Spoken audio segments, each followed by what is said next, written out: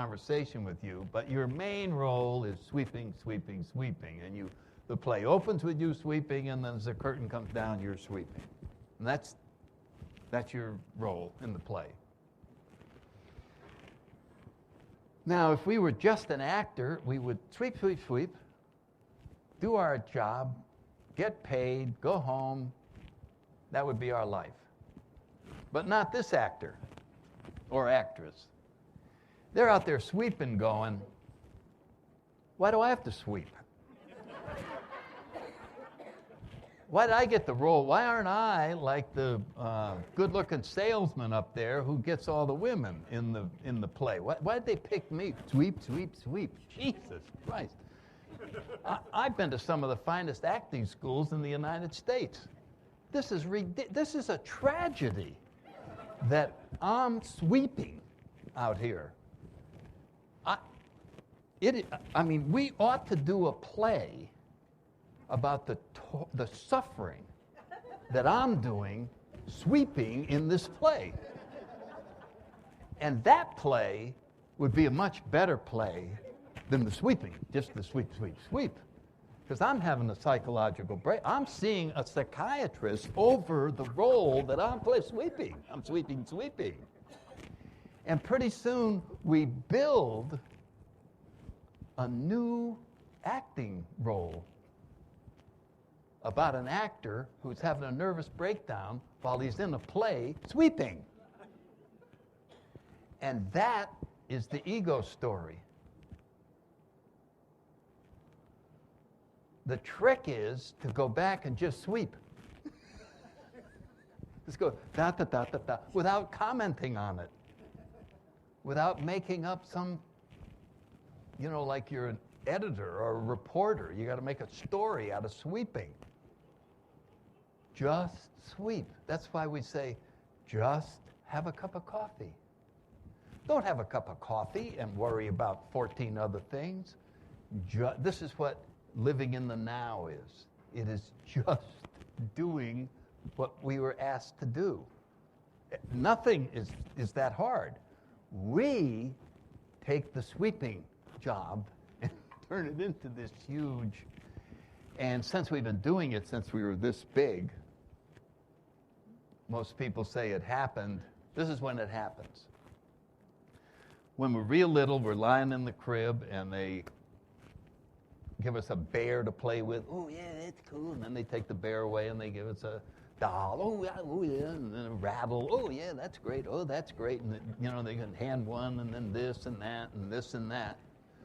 But there comes a time when you hand them that bear or hand her that doll, and then you go to take the doll away to give them something else, and they go, mine. Mine. No longer was it just a bear sitting over there. You follow what I'm saying? That became part of me. And then I am more than the guy sweeping the floor. I am the guy sweeping the floor who has that car parked out front, who has this, who is, and all these other things suddenly are who I am, instead of I'm a God's kid sweeping. You see what I mean? I made up a whole big complex story, and in that story there's no God. There's just me. When you make up your own story about the actor sweeping on the thing, you're the director, the star, the whole thing. It's almost like a dream. You ever notice? You ever have a dream about someone else? You're not in it? I don't think so.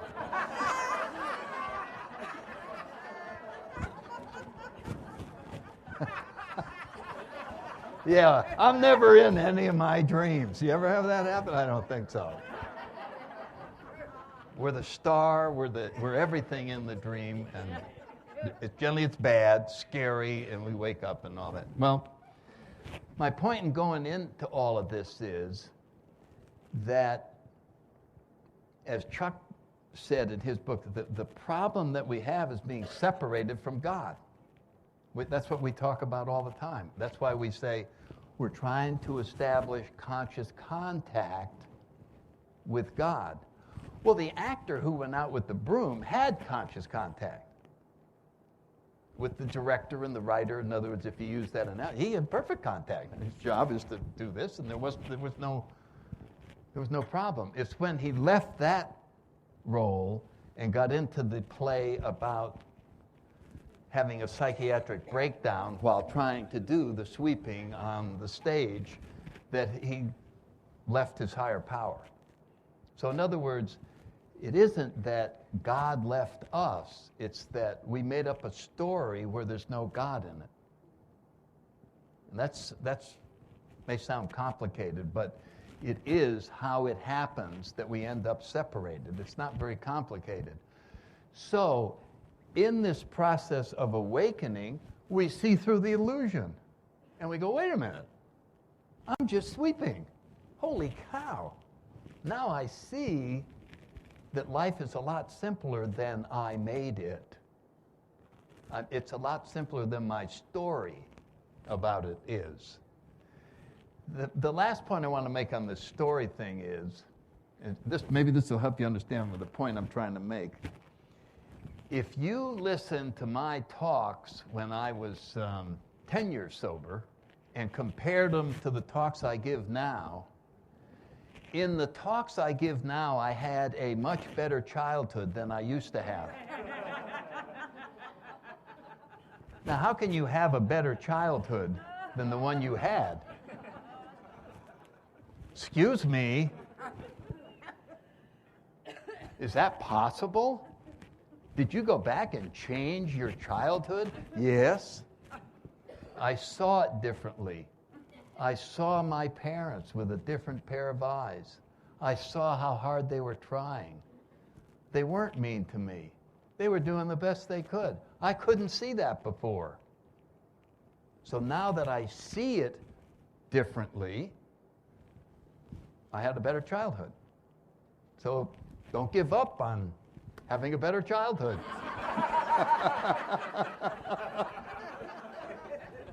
You're not stuck with the lousy one that you have now.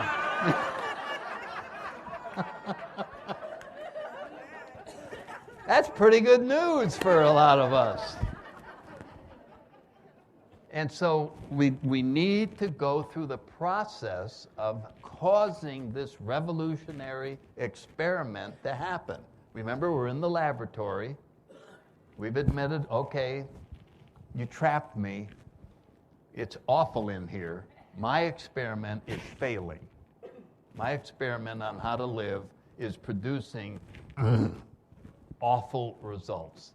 And that gives us the open mind to try things that we don't believe in. AA's 12 steps are a group of principles that we take that we don't believe in yet. There's no way you could believe in those by looking at them. You're going to read those things and go, oh yeah, I see that. You see what? I see how that would make you happy. Really? Making amends going to make you happy? No, I don't know how that could make you happy. Making a fearless moral inventory is going to make you happy? No, I don't see how that could. I spent about 6 months looking for the money step. Okay, so then you make amends and then you get the money? No. Well, then how do you get happy? If you don't get the money, you know you don't get happy. I mean, anybody knows that. I'm broke. I can't even get food for these kids. Where's the money step? So it is an experiment. In other words, okay, I'm not sure I understand this, but I am willing to do exactly what my guide suggests. And she or he is going to lead me down through this experiment. That would be another way of looking at it. It's going to lead me through this experiment, guide me through these uncharted waters. Sometimes they refer to AA as the world's biggest lost and found department. And that's a good way of describing the process of spirituality, going from being lost to being found. And when we're lost, we have no way of navigating. We've lost, nothing makes sense.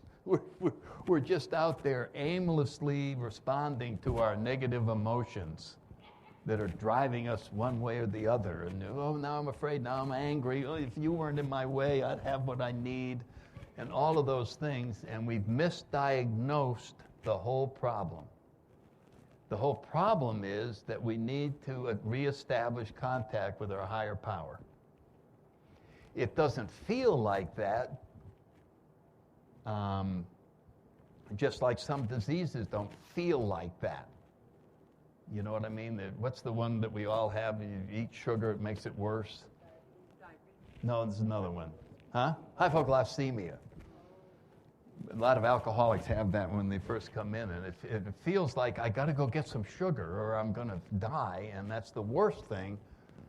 And this is the same kind of a thing. In other words, it doesn't look like or feel like to us that our problem is we're too far away from our higher power. It just doesn't feel that way as we look at it. If we were to ask any of us new, say, what would you say your biggest problem is? How many would say, oh, it's clearly I'm too far away from God? Obvious. That's the last thing. There's a million other problems as we diagnose them. And yet, AA is saying, oh, don't worry about those problems. God will fix all of them. Oh, really? You're telling me one solution for all problems? Doesn't that sound a little far-fetched? You're saying to me, whatever problem I got, just get more God, that's it? I don't think so. Well, let's look at what we did before we got to AA. If you were in your favorite bar and your friend came in and he said, oh, God, my wife just left me, run off with the neighbor, I'm dying. What would you say to him? Let me buy you a drink. Am I right or wrong? Let me buy you a drink.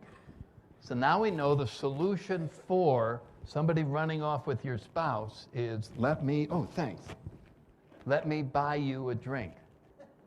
So now it's a year later and your friend comes in, he says, God, you're not going to believe it. They cut back at work, I've been laid off. Oh, I don't know what I'm going to do. What would you say? Let me buy you a drink. Oh, so now buying a drink helps getting laid off and losing your spouse. Now he comes in with a health problem. What do you say? Let me buy you a drink. Suddenly we realize you buy him a drink no matter what the problem is. One solution for all problems. I never remember saying to myself, well, here's a problem I won't be drinking over. I'll be handling this sober. I don't think so. Why was a drink the one solution for all problems? Because it made things look different. That's exactly what it did. After 3 drinks, I went, oh, I see. I can handle. Oh, yeah, it's not so bad. Oh, yeah. And that's what spirituality does.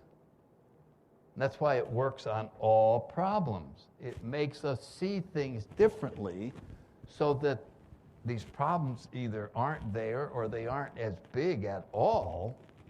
And so this is why we should go on this journey and get a guide. Somebody asked Bill one time, God, you guys are a bunch of amateurs. It was probably the professional community, the psychologists or something like that. You guys, how do you get results like this? I mean, they haven't gotten anybody happily sober by any other technique, really. And so they said, it looks like the blind leading the blind in there. And Bill said, no, it's not. It's the semi-blind leading the blind. And so it really is. We're all trying to go from the darkness to the light. And when we're spiritually fit, we can see the light. We're not there yet, but we can see it. And so we got our hand holding the person behind us, and they're holding the person behind them, and they're holding the person behind them. And way back there's no light at all, but there's a rumor that the people up ahead have seen a light. And, and if we all keep going in this direction, we are, in fact, going to get out of the woods. And we're going to rely on something that we do not understand. I remember when I was a Boy Scout, and I went in and they were teaching us about getting lost in the woods and how to find your way out or you would die. And they gave us a compass. And they handed them all out like little watches. And so they said, now here's what the deal, guys. You push this button, it frees up the needle, and that needle points right at the North Pole. There's a big rock up there, and it's a magnetic field, and this needle points right at that rock. And if you got this in your pocket and a map, and you're in the woods, totally disoriented, and if you don't get out, you're going to freeze to death, this needle will save your life. You can trust your very life on that needle. I don't remember saying, you want me to trust my life that there's a big rock at the North Pole that I have never seen? I would like to go to the North Pole. Sorry if I'm a doubting Thomas, but you want me to swallow a story about a rock at the North Pole? Are you kidding? And put my life on it? We didn't do that. We said, give me the compass. I'll be glad to go out and potentially freeze to death and put this, just follow the needle, I'll be out. Hey, no problem. And I did the same thing when I got in flight school, and they're teaching us how to fly in instrument conditions and listen to the A and the N. And back when you flew the beam, and if you listened correctly, you'd fly right between the two mountains, and the runway would be right in front of you. If you did it wrong, you'd die. I'm saying to them, you want me to believe there's an invisible radio beam coming up through the air, and I'm going to trust my life on it? What's the beam frequency? Went right out, and there it was. So now we come in here and we go, if you follow these steps, you will get in touch with the creator of the universe, the energy of this spiritual creator, and you will be able to navigate through life with the greatest of ease and with great happiness and great joy. And we go, I don't think so. See what I'm saying? I don't think so. But alcoholics are lucky because they were forced into a desperate situation. And that's why you just can't stop somebody out in the street and go, hey, would you like to try the 12 steps? And come on in, it'd be really great. They're not desperate. And we are. That's our gift that we were given, was this sense of desperation so that we are willing to try something that we don't believe in. And in closing, let me just, as we're getting close to 4, if you're new, you could really simplify the program. And you would just have one question that you would ask of your guide. And the question is, what do I do next? That's it. That's your entire job. Oh no, you have a second job. Evaluate the results that you get from this new experiment. What do I do next? Do it, and then report back how it's going. And you know what you're going to report back? Much to my surprise, things are getting better. I never would have believed that this could have possibly worked. That is a very typical experience. This doesn't look like it should work. Are you kidding me?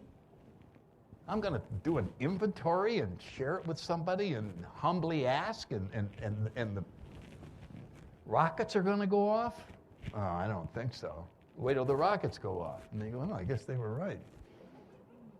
We have a saying, rocketed into the 4th dimension of existence, which is an awakening. That's the existence is. Oh my God, it's better than I thought. Okay, we're at the 4 o'clock. Something will happen at 7. I don't know what it'll be, but we'll be back here and we'll move further along the path and see where we end up. Thank you all and enjoy dinner. Oh. How you doing? Hi everybody, my name's Sandy Beach and I'm an alcoholic. Well, I hope everybody had a good meal. And I'm amazed some of you came back. You must be a glutton for punishment, that you want more of this. I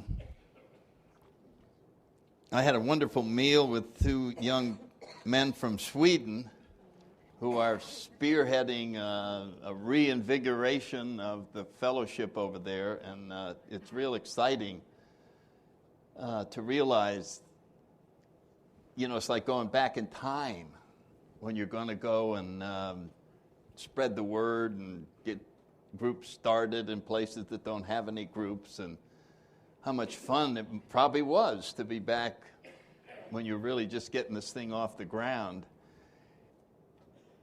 We got to realize a lot of countries that's going on, where, you know, it's like going back in our early history to watch the struggle, and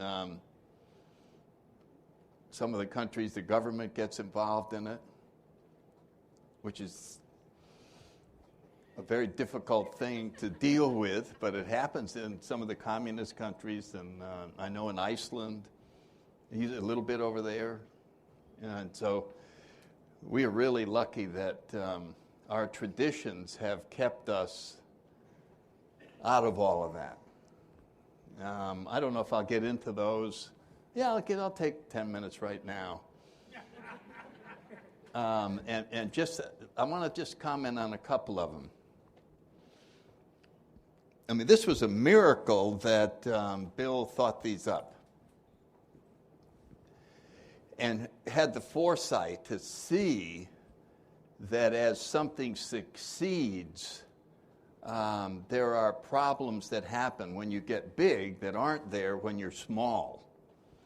Because when you're small, you don't attract a lot of attention. You don't have clout. You know what I'm talking about now. AA has clout, but it doesn't use it. The potential for clout is there. I mean, boy, if somebody could organize AA as a political force for something, you'd have a lot of force. But AA won't allow itself to be used for that. And one of the reasons is that we have no opinion on any outside issue.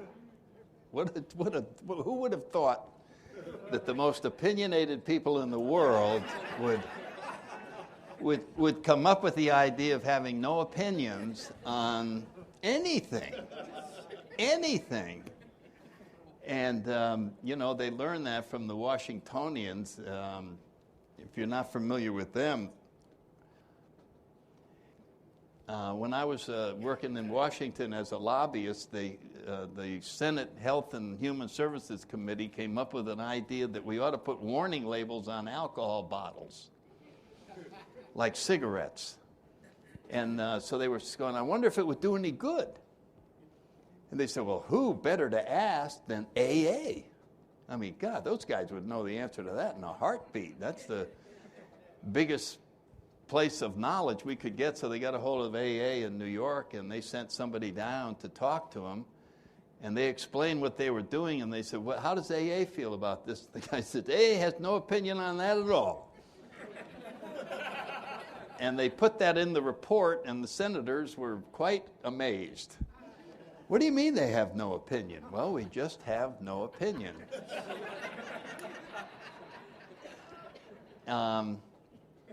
Now, that doesn't mean as individuals we can't have opinions, although I think they're not very valuable either.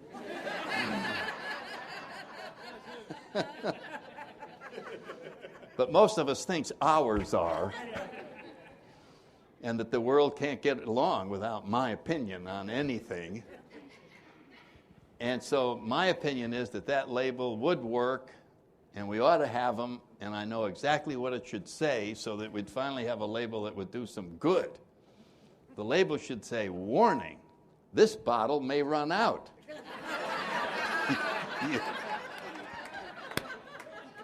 You should consider buying 2. And then we wouldn't have alcoholics running out of booze at 11:45 at night, getting back in their car and driving down. Only kidding. So anytime you take a position, I don't care what issue it is, you could take a position against ice cream. And you're going to have all the ice cream lovers no longer trusting AA like they do now. AA is trusted by everyone in society. There's no group that doesn't believe and trust in AA and believe AA's word. And so we have universal acceptance in every aspect of society. I can't think of any other organization that is totally loved no matter what group you go to. And they say, no, we love them, da-da-da. So much so that it is absolutely astounding to me how few times a reporter has parked outside of an AA meeting in order to spot some local politician or some celebrity and then write a little gossipy story. It would be like shooting ducks in a barrel. You know how easy that would be? You get a hold of an AA directory and you sit outside of the meetings. And then you wait. And then you go, oh, good, there's the mayor's wife. I mean, that's a 6th grader could do that. Hardly ever. I mean, I can only think of 1 or 2 times in 40 years. Why? Self-restraint. If the reporter wants to do it, the editor won't allow it. No, we're not going to do that to AA. AA is a good thing, and it does nothing but good for our society. So we're going to leave it alone. And see the advantage of no opinions. And so no matter what noble opinion we took, it's going to alienate this group over here.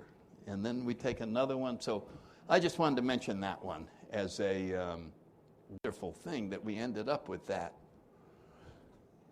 in order to keep us going. But that's something for a separate day. And you could spend a whole hour easily telling some stories about the traditions. But let's get back to where we were. We started out by saying we're going to start at the end of the program in the 12th step by saying, having had a spiritual awakening as the only result, the one result of these steps, we tried to carry the message. The message is how to have a spiritual awakening.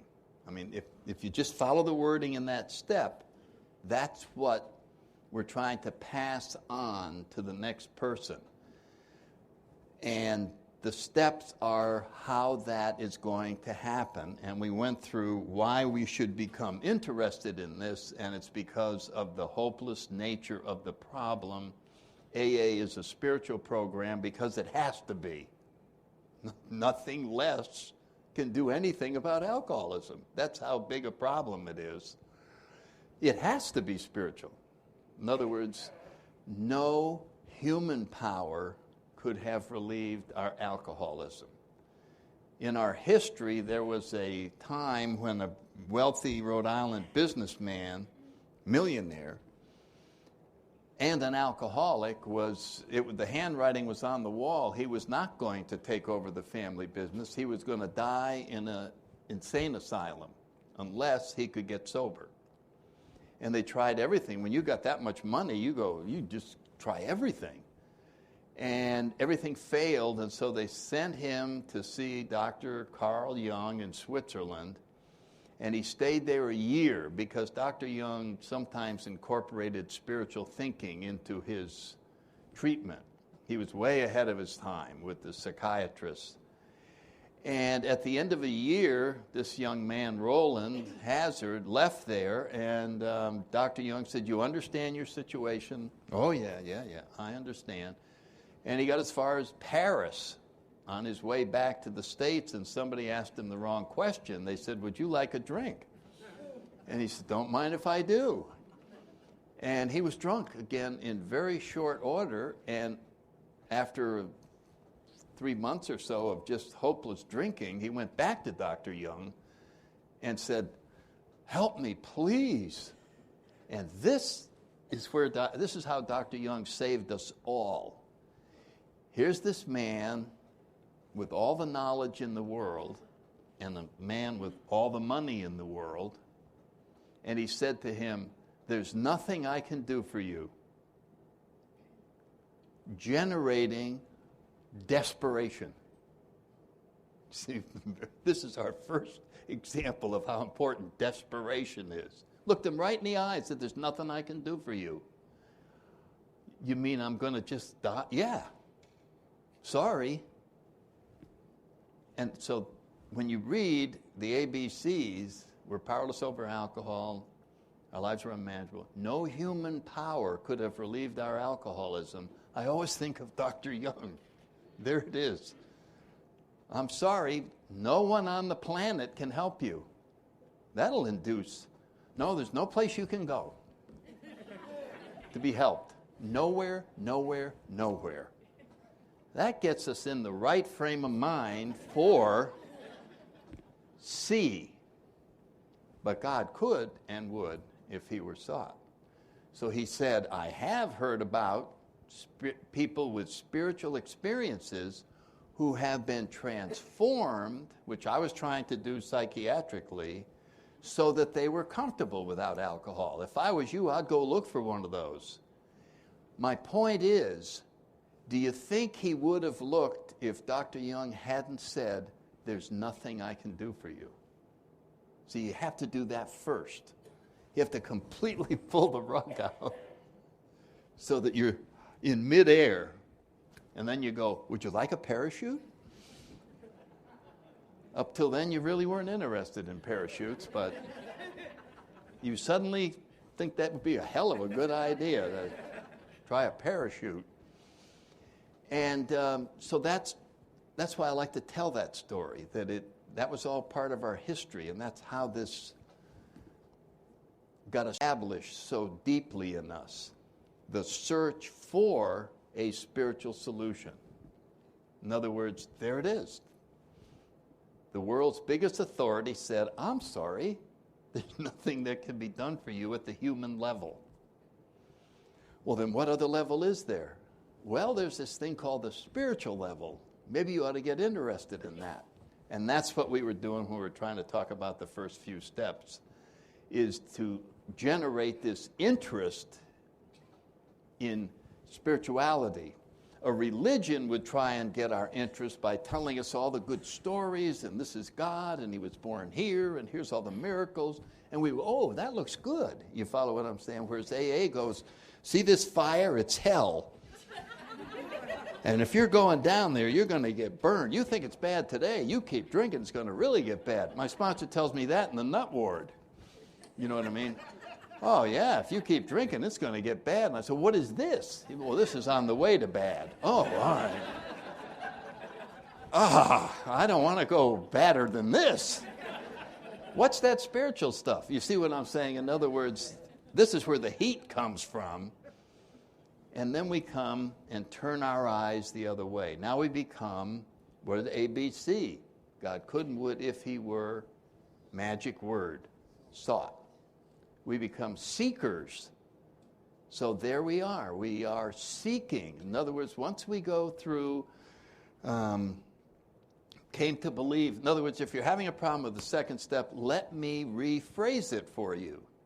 How about this? Came to believe that there had to be a power greater than ourselves in order to restore us to sanity, or we're screwed. How's that? Can you go that far? Could you say, wow, unless a higher power comes along, which I don't think there is one, I'm not going to make it. So that's what you come to believe, that there has to be a higher power. You don't even have to believe in a higher power yet. But your willingness to entertain the idea opens the door. See, you had the door closed before. Now you've said, okay, I don't believe there's a God, but I hope there is one. I hope I'm wrong. And that's what's going on in the second step. It is a reevaluation of our position on higher powers. Not due to a miracle in front of our eyes, but to someone more carefully explaining our situation. Oh my God, I didn't know it was that bad. And now we're open. So now we're going to make a decision to commit to this. We're going to make a decision to turn our will and our lives over to the care of something we don't even know what it is. Over to whatever takes it, is what my sponsor said. Why don't you turn your life over to whatever will take it? I said, what? What? What? Well, how do I know that'll be a good idea? He said, oh, I know it'll be a good idea. Why? Because you will no longer be running it. We will take it away from you. Can you imagine anyone doing a worse job than you? We could go down to the zoo and get the gorilla and a dartboard, yes, no, and then all the rest of the decisions about your life. Should Sandy take that job? And the gorilla goes, whoa, no, okay. That would be better than if you keep making the decisions. So when you're wearing a wristband from the nut wart, it's hard to argue even against the gorilla. You know what I mean? Okay, I'll try to turn it over. It all sounds like mumbo jumbo, but where are you going to go? You're trapped. You're in. And so we do this. And so if we're going to do this, this is a pretty extreme thing, isn't it?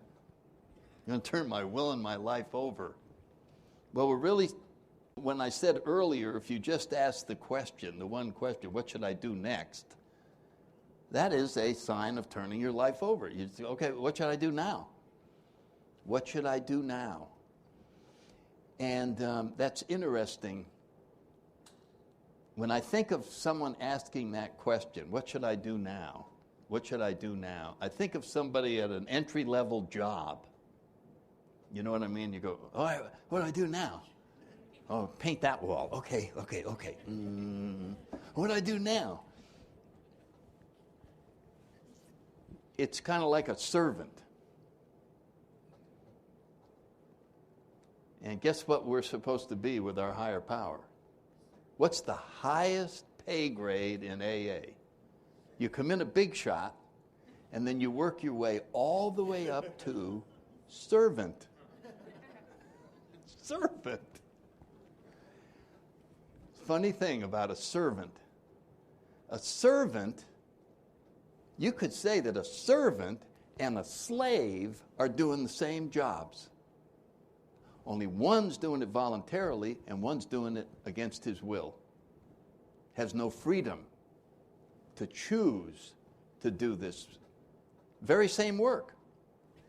In other words, the freedom is what we're granted when we are returned to sobriety. It's one of the mixed blessings of the human race is freedom. We die for it. I want my freedom. I want my freedom. Then once we get it, we go, God damn, this is hard. Holy shit. I got a million choices. How do I know which one? And as we go down the path, we end up giving it back to God. God, thank you for freedom. I'm now going to give it back to you. I'm going to give you the most precious gift that you gave me. You gave me free will. We're the only creatures that has that. We're the only ones. And so we end up, what do I do next? Isn't that funny? Here you are running a major company, or you're professor in a college or whatever it is, and you're going down to some truck driver asking him what you should do next. And enjoying the advice. Thanks, Ralph. That's a good idea. Isn't that amazing? So, we're making this decision to turn our will and our life over. But it doesn't get turned over there. It's a decision. It's like a decision to get a degree in psychology. There's a little bit of work between the decision and the degree in psychology, right? When you decide, that's it. You're filling out the papers at the school, you're putting the money down, and you're showing up for the classes. So in AA, what we're saying is you're making a decision to commit yourself to the rest of the steps in order to achieve this turning over and relieving us of the bondage of self. See what Bill calls that? He calls freedom bondage of self-will run riot. It's a wonderful gift, but it goes out of control like that. I mean, the second I had a driver's license, do you remember when you first got your driver's license? No, don't go there, don't go there. I went everywhere. And then, of course, the second you start drinking, there was no restraints. There was nothing. You're free to do anything. And it's a wonderful paradox that's really the only way to find God is to really lose him. I think all of us have to be prodigal sons and prodigal daughters and get way out there and then go, I don't like it out here. I'm too lonely. The heck with this, all this freedom. I want to go back and I want to go home. I want to go back to my higher power. I don't know what I'm doing out here. I don't know if you all had that feeling, but I would go to bed at night sober going, I don't know where I am. I haven't got a clue what life is all about. I try to pretend. I'm at the meetings, hi. But when I come home at night and go to bed, I'm going, what is all this? Why can't I figure it out? So we're all lonely. It's a very deep part of human nature is to be lonely. And Dr. Young, in the later years, when Bill Wilson suddenly remembered that he had never told Dr. Young how important it was what he did for Roland Hazard, wrote him a letter giving him a great deal of credit for getting AA started by sending Roland off to the Oxford movement, and then he got Ebby Thatcher, Bill's sponsor, and then Bill. So that chain came right from Roland to Ebby to Bill. And Dr. Young was quite pleased to get the letter. And he thought, I didn't know what happened to Roland. And wow, I'm glad to hear about AA. It sounds like a wonderful organization. As a matter of fact, that's what I was trying to do to Roland. I was trying to cause this spiritual transformation because, in my opinion, the problem that alcoholics really have is a thirst for God. Only they don't recognize it. They don't even know that that's at the heart of why they're in pain and feel lost. And so we seek a solution to that inner turmoil in sex and drugs and rock and roll and alcohol and spending and you name it. We're trying to fix the disease that's inside, meaning I'm never comfortable inside here. Give me a break. What the heck is it? And we try to look out at the material world and find a fix. That's why we call it a fix. You know what I mean? What are we fixing? Everybody wants a fix. What are you fixing? You know that part in here? You just can't get comfortable and you don't even know what's going on? Yeah, that's the thing. Well, that's what Dr. Young was talking about. We had a thirst for our higher power maybe a greater thirst than other people, which would cause us to drink and with reckless abandon, trying to recover, trying to somehow solve this internal thing that we don't know what it is. And so if we could just seek with the same intensity over on the sober side, that would be wonderful. But it's harder to do because the fix doesn't occur as quickly. The spiritual fix is not instant. You have to work at it every day. And so this is what he says is God could and would if he were sought. So if you could imagine, the third step is when you decide to become a seeker, whatever that may mean to you. And there's relative levels to seeking. When I saw that God could and would if he were sought, that's a good word. I think I'm going to sought God. And I got to thinking, seek. I remember I was in the Marine Corps and we had heat-seeking missiles. The first sidewinders on our jets were heat-seeking missiles. And boy, when that missile went out, in the whole sky, it went where there was heat. You couldn't stop that little sucker. Right up a tailpipe. That's a seeker. You know what I'm saying? And imagine if you sought God with that intensity. Where are you going? Don't bother me. I'm seeking God. But it's hard to get to that level, so I look back, and I always mention this in some of my talks, that my experience with seeking. And the earliest seeking I remember was a teacher said, we're going to play hide and seek. Everybody remembers that. In grammar school, we're going to play hide and seek. Well, what's that? Well, Mary's going to hide. Cover your eyes. Mary's going to hide. Then when she's ready, I'll say, go look for Mary. Oh, that sounds like a good game. You remember that? Okay, so boom. Here I go. Over here, over here, over here, over here, over there, over there, over there. I'm starting to lose interest. I was good for 2 minutes. And I'm going, the hell with Mary? What do I care where Mary is? This game is too hard. I'm not interested anymore. So you could call that like a first grade level of seeking. It was fun, but you had to find somebody soon. You couldn't spend the afternoon looking. Then the next level I remember was Easter. And my mother said, well, you kids are old enough, my brother, my sister and I, we're going to hide.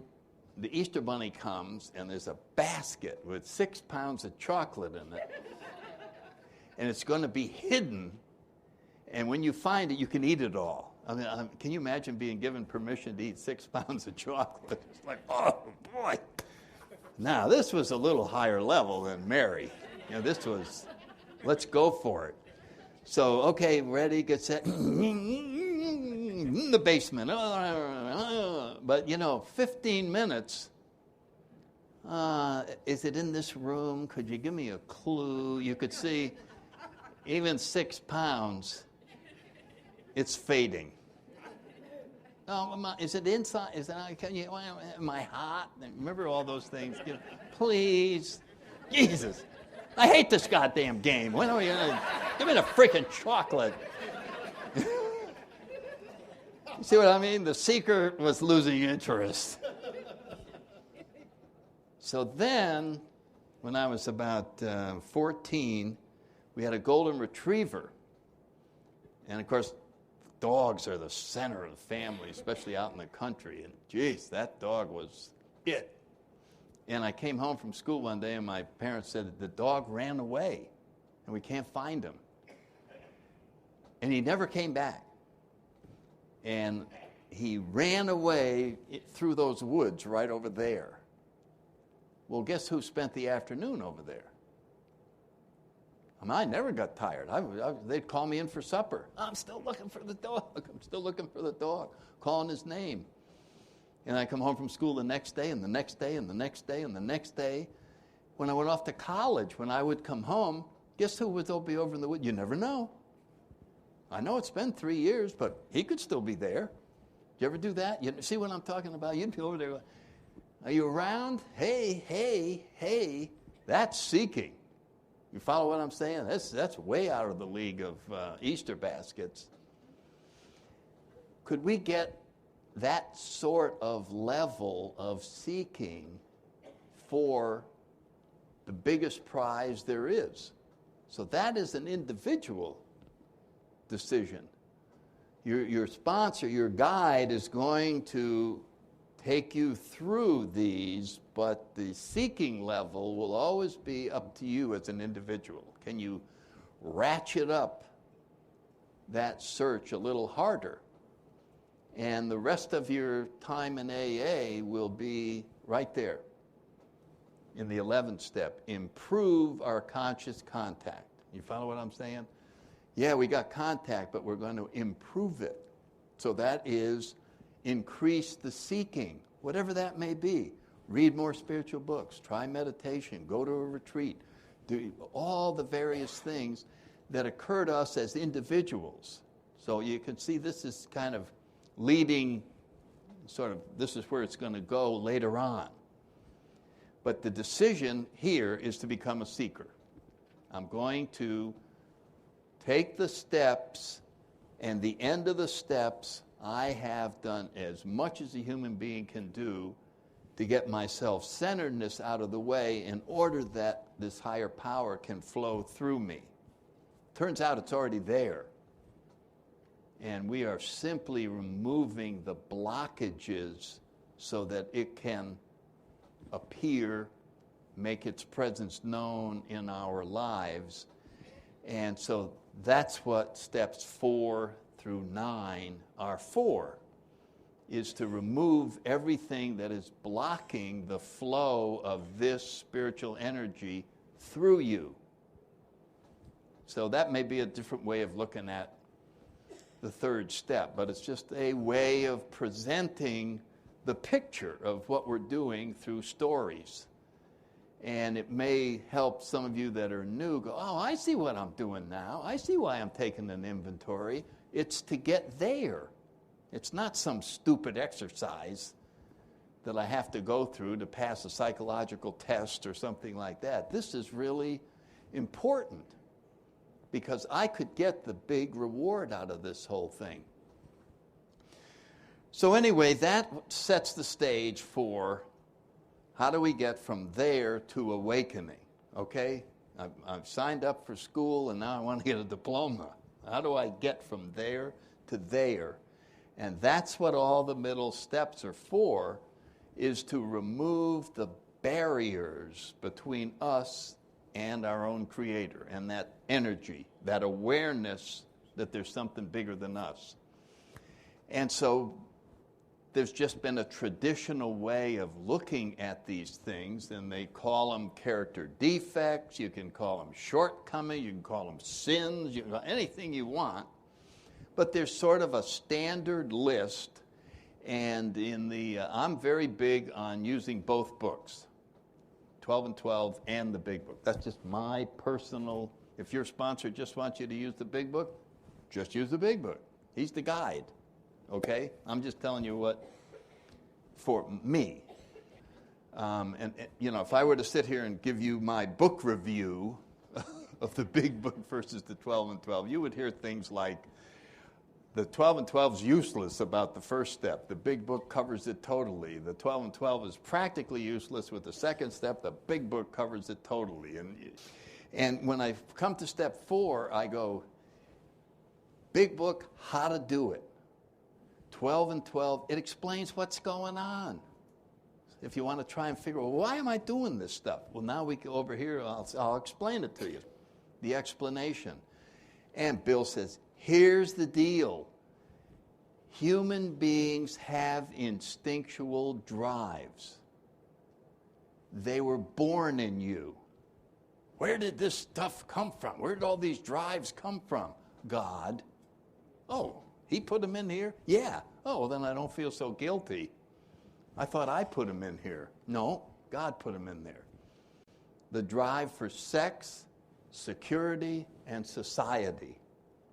Everybody wants to have sex, to procreate, to have a family, and it's a very powerful drive that you did not create. Your Creator created it. That's in there for you to deal with. It's part of your nature. The same as security. It's just everyone wants a feeling of security. It's a very powerful force. And we sometimes picture it as financial security, job security, family security, whatever it is. But spiritual security is the ultimate. And then everyone wants a place in society where we fit in. I want to be part of something. There's a drive to make us want to be part of something. And we end up being individuals. Remember that? Lone Rangers. Being part of something was not most of our nature. But we got the drive inside, and so we're in conflict with our own instinctual drives when we're trying to handle them. Now here comes the very interesting part of spirituality. If you are simply a human being who is reading magazines and watching television and trying to, how do I fix these drives? I mean, I got this demand for financial security. I can't rest. I got this sexual obsession. I got this, I got to be more important than I am. What do I do about them? When you analyze that all by yourself, you go, I have to get more. Anybody ever come up with a different answer than that? I got this much and it ain't doing it. I got to get more. Okay, so I go on, and I never made a lot of money, but some guys did. And I asked them, I said, when you finally got $1 million, did you just go to bed and go, whew, I'm glad that's over? No, somebody might get that away from me, so I had to get $2 million. You see what I'm talking about? In other words, the demands are, you can't meet them. No matter what you get, they want more. So you're sitting here and you're just going, why would God put that problem in our laps? What kind of a God would do that? You know why? There's a spiritual way of reducing the demands so they aren't bothering us. And it's the only answer that works and brings peace of mind. Therefore, they force us to seek God, which is all He ever wanted us to do in the first place. You see how it's like a, would we have sought Him if it was an option? Hey, I think I'll see how God's doing. Don't need Him for anything. Just thought I'd check in and thank Him for creating the universe. I don't think so. So this is sort of this indirect, but first we have to eliminate all the other ways. You know, well, maybe if I get another tractor and if I buy 3 boats, my neighbor has a bigger boat. If I had that one, I know if I had that, I'd finally go, there. I'm there. It's fixed. So we all have to explore and run out of possibilities until we turn around and go, okay, you claim this spiritual thing, and that's what Bill writes. This is a way of reducing the demands down to where they're supposed to be. They're not supposed to be in charge of us. We are not supposed to be controlled by our instinctual demands. But we are. Everybody is. We're powerless over all that stuff. They're there. They won't give us a break. We can pretend they're not bothering us. We can go, how you doing? Oh, good, I'm fine. Everything. So isn't that nice to know that what's going to happen here by understanding these demands that were God-given, so it's not your fault you have lust. It's just that you are stupid if you try to handle it alone, unaided. You're going to lose every time. Same thing with anger, with any of the 7 deadly sins. you're going to lose them all. They're all going to wipe you out. And the one that kills us is pride, which says, I don't care if they're going to wipe you out, you ain't asking for help. And look at that. Is that a setup for disaster? And we just sit there and pride just go, no, don't admit you even have the freaking problem. Your sponsor will be wanting you to do something on that next. So they set the stage in the 12 and 12 of explaining the nature of what this is. And then we go over and now we see this is how it's done. And it's so laid out, so beautiful in the big book with the columns and the paper, and you can write out, and it's just as clear as a bell. And we start through going back with everything we have a resentment about, everything we have a fear about, sex problems that we have, and just put them all down, the people, et cetera, and is a wonderful exercise in inventorying for the first time a real picture of ourselves. And when we're willing to do that, and like I said earlier, it generally takes about 2 years and 4 hours. 2 years to buy the pad, 2 months to buy the pencil, another month to sharpen the pencil, and then we go, okay, and there's the 4 hours. That was what I was saying. So it's a rather long process. It could be longer than 4 hours, but I'm just trying to make a point that most of the time spent is getting ready to do it. And so this, and our guide, our sponsor, will be glad to help us as we're trying to work this through and get it all down. Then comes, and I'm going to cover one more before we take a break, then comes a step that suggests that we admit this to God, ourselves, and another human being.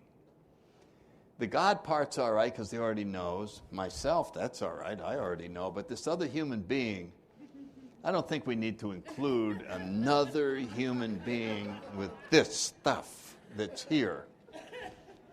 And Bill points out, well, one of the character defects that almost every one of us has is rationalization. Would everybody agree that we all have rationalization? Well, if you rationalize everything, how do you know this list is worth anything? This could be a bunch of crap. Well, how can we validate what's on this list? Oh, that's the thing I was talking about earlier. It's impossible to know the truth about yourself alone. You always have to run everything by somebody else. That's how it works. You always have to run everything. That's how you do it. You know what I mean? Like, what's a good way to find out if your taillight is working? You pull up next to a guy and say, could you check and see if my taillight's working? Then you pull it, he says, working. See how easy it is when you involve someone else? Not self-centered people. They wouldn't ask anybody. They'd try and find a store with a fake glass window in it and back up to it and look in the rearview mirror and, I can tell whether a taillight's on without asking anybody else. That's us. I don't do that. But when you get over on the spiritual side, no more being alone. No more being alone. That fourth step, you have no idea how to put it in a third dimension. It's in 2 dimensions. It's on a piece of paper. It goes up and down and across. Now we got to see the third dimension. Which is relatively more of a problem, this or this? How bad is this? Well, how do I see the third dimension? By running it by someone else. And it's amazing as we share this and they ask us questions that what we thought was really a big problem was not so important, and something we were overlooking turns out to be, wow, I really got to get a handle on that. And we find the whole thing comes into view like it never was. You know those 3-dimension movies or things you look through and you go, boom, and all of a sudden you see the 3D thing. And it's just like, wow, I never saw myself that way before. That's right. That's why this is so wonderful to go and share. Not only do we see it differently, but we finally are no longer carrying the burden that we call our cross, the heavy burden that we carry. I did men's retreat. I've been working a year on putting this thing together in Tampa, and we just had it last couple weeks ago. And we had about 55 guys from all over the country, and it was for people who've been around a while, trying to go to another level. And if anybody's interested, I got some cards, and I'll be glad to give them to you for the ones next year. One of the things we came across was how do things get heavy when we say we have such a heavy load? And I told a story about when I was in the Marine Corps, and we were taking people through basic training. We went on a 20-mile hike. And in order to make it with a 30-pound pack, and boy, you're grinding it out. And one of the tricks the drill sergeants would play, at the 10-mile mark, you took a break. And you're drinking water and you're getting a little bit of a rest. And they would pick out one of the cockier recruits. And they'd go up to him and they'd go, "O'Reilly, you are unbelievable. I can't believe how great you are doing. You're the guy that we stuck an extra 20 pounds in his pack. You're actually carrying 50 pounds, and you are as fresh as all the rest of the guys. We just wanted to congratulate you." Now, his pack is actually 30. He doesn't finish the march because that extra 20 pounds kills him. And it only exists in his head. You follow what I'm saying? They were kidding him that he had an extra 20 pounds. And so here he is mentally carrying 50 pounds and wears him out. So where does the weight come from? It comes from our thinking. We tell ourselves that I am carrying a very heavy burden. And then comes the most important part. We believe it. And once we believe it, we react to it emotionally, and we're exhausted. This is killing me. What? Well, someone did this. Yeah. Well, I know they did it, and it doesn't bother me. Yeah, but they did it to my brother. I see. And you're carrying the burden of them doing it to your brother. Yeah, I owe it to my brother. I see. You owe it to your brother to put a heavy cross on your back and wear yourself into the ground. Why? Anybody want to guess what Bill says about that in our literature? He says this word several times. That's really stupid. That burden is stupid to be carrying. And it's just like, so what we did, we had everyone write down their burdens before they came. What is weighing on you, your resentment, your anger, all of the burdens that you are carrying, and bring them on a piece of paper, because we're going to have a ceremony to get rid of them. And so we got there, and we passed out styrofoam cups. And we had everybody tear up all the items that were their heavy burden and put them in the cup to get rid of them, you know what I'm saying? And then you brought the cup up to the front of the room, and I had a plastic trash bag, and you stood there and you said, "Let go." And then you went back and sat it down, and you said, "Let God," and you sat down. So the letting go was to just take it out of my hands. So then we had the heavy crosses of 55 men in this bag. And we had this gal that was helping us during the, preparing and sort of doing all the stuff that put it together. And she is about as skinny as a toothpick. And we asked her to come up and try and pick up these 55 crosses with one hand in this trash bag. And she could do that with no effort whatsoever. She just picked that thing up and walked out of the room with it like it didn't weigh an ounce. We're trying to dramatize that problems consist of thoughts which are weightless. It's an illusion that we have these burdens.